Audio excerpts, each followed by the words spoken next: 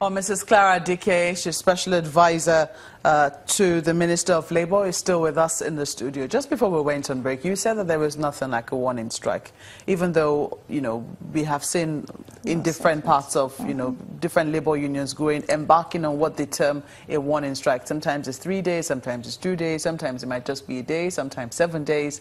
We've seen that happen, and oftentimes what they're trying to do is draw government's attention. But you don't seem to recognize that. As I said, workers are entitled to go on strike after following due process.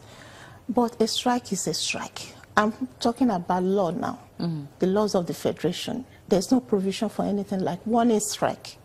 When you're back on strike, you're back on strike. And because we also know there's something called indefinite strike. I mean, they go on an indefinite strike. That's part of the strike.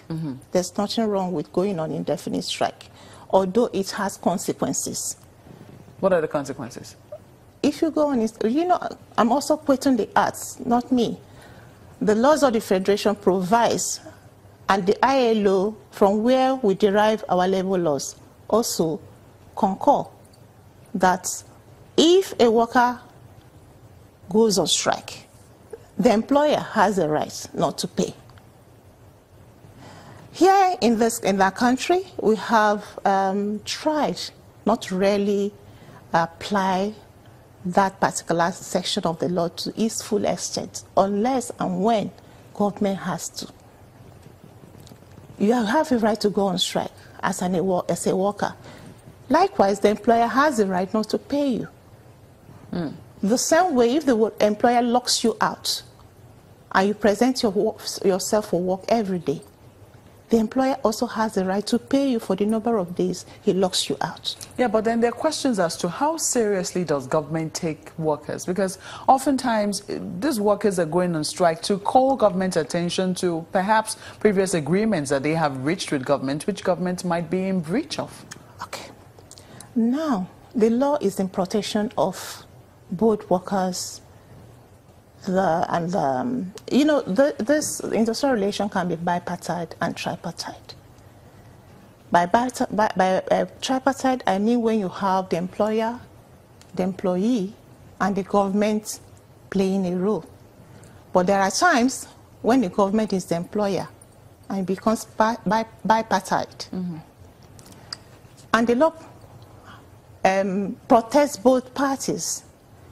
A worker or workers or group of workers represented by a union, they have steps to take when they are aggrieved. The law provides that. They start by what we call declaration of trade disputes. And that they do by filling what we call TD's reform. Once we receive that, the Honorable Minister apprehends immediately. Even sometimes when we don't receive that, and we read on the pages of the newspapers that there are issues or grievances in a workplace, we apprehend.